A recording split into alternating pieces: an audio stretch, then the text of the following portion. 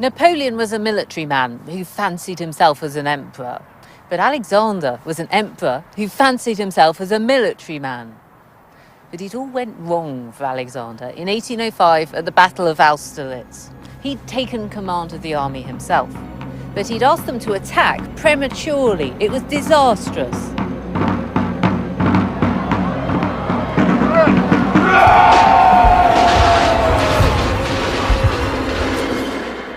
Many of the Russians and their allies, the Austrians, were killed. Alexander realized that this had been his own fault. He was so upset about it that he burst into tears and he had to be sedated with opium. He also had to make peace with Napoleon. Alexander was summoned to Tilsit in Prussia. Napoleon had two major demands. Russia was to join the economic blockade of Britain, the so-called continental system, and France was to get control of Russia's neighbour Poland. The two emperors signed their peace treaty on a barge in the middle of a river, a wobbly setting for a wobbly deal. On the surface, the Treaty of Tilsit was the meeting of two equals. The reality was, though, that these were not equals. Napoleon was the boss. Why did Tilsit break down? Well, it broke down because that sort of imbalance always has to be an unstable treaty. In economic terms, it proved almost impossible for Russia to continue to be a member of the continental system. But much more important than that, it was quite intolerable for Alexander and for Russia for Napoleon to control Poland. That was never going to be acceptable. Behind Napoleon's back, Alexander resumed trade with France's great enemy, Britain. By 1812, Napoleon had had enough. He decided that he could bend Alexander to his will by invading Russia. Or so he thought. Napoleon was now facing an Alexander who was older and wiser. Alexander wasn't going to make the same mistake as at Austerlitz in 1805. This time, he left the command of his army to the professionals.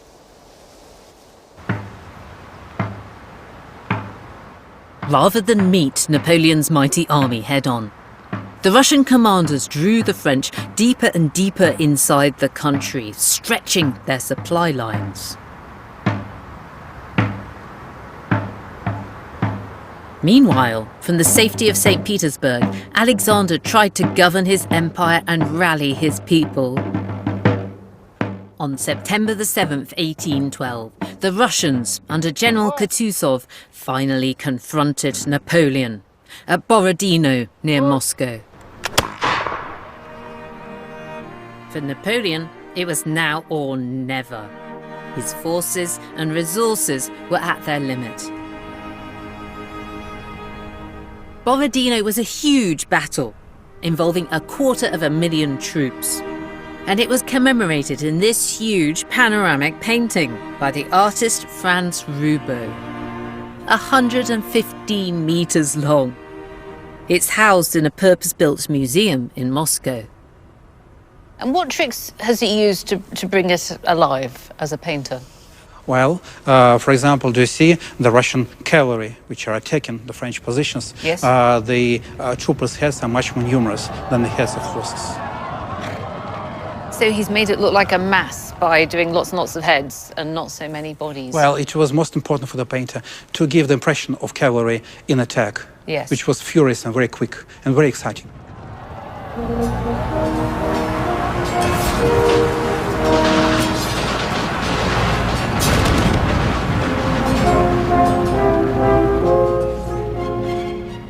So are we right at the front line here? These are the Russians coming up to meet the French. Yes, and they are starting a counter-attack against the French troops. Also, a column of French infantry is attacking the Russian position. Also, French cannons are firing at the Russian position.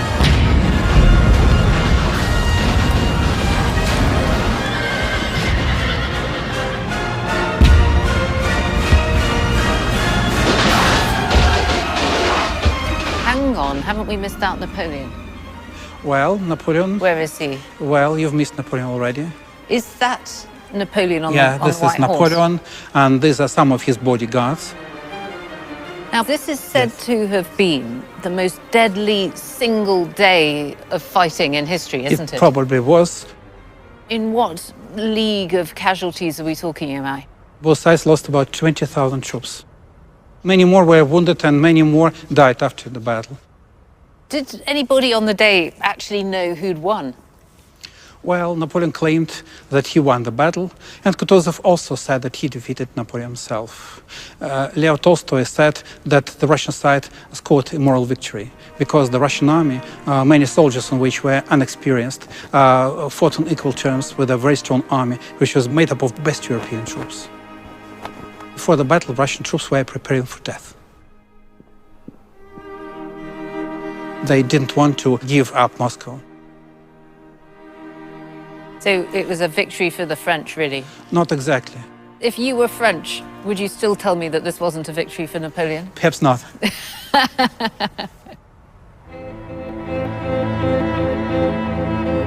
What mattered was that Napoleon had failed to destroy the Russian forces at Borodino.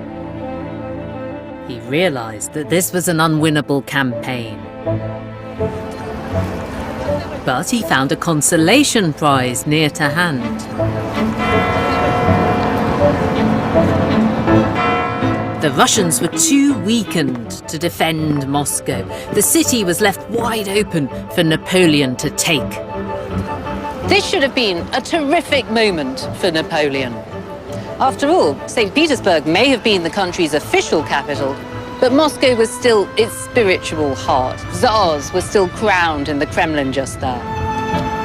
But the Russians weren't going to give Napoleon the satisfaction of officially surrendering their city to him.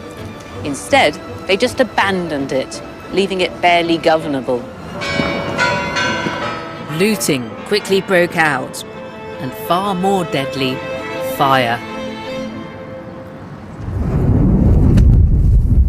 Whether they were caused by accident or arson, the flames devastated a city still largely built of wood.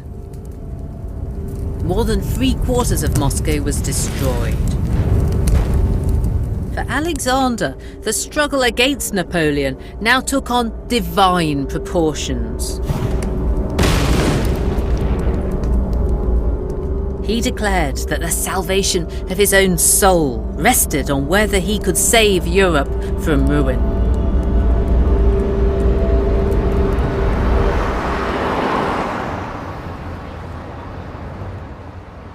At 10 o'clock on the morning of March the 31st, 1814, nearly a year and a half after the burning of Moscow, Paris resounded to the arrival of a victorious army. But it wasn't the French returning home in triumph. It was the forces allied against them, and at their head was Alexander. No foreign conqueror had reached Paris since Henry V of England 400 years before. But Alexander was magnanimous. He presented himself more as a liberator than a conqueror. He even rode on a horse that the French themselves had given him 5 years before. And he promised them that they needn't worry about Paris. Unlike Moscow, their city would be safe. And on the very same day, he made a public declaration that the Allies would recognize and guarantee a new French constitution.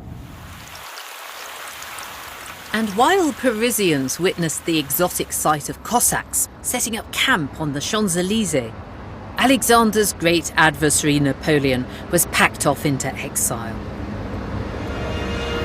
So how had it all gone so wrong so quickly for Napoleon and so right for Alexander? Well, after the destruction of Moscow, Napoleon had ordered his grand army to withdraw from Russia. But on the way back, they got caught in a ferocious winter that devastated their ranks. Then, for more than a year, Russia and its allies had pursued Napoleon's weakened forces across Europe. Now Paris was theirs.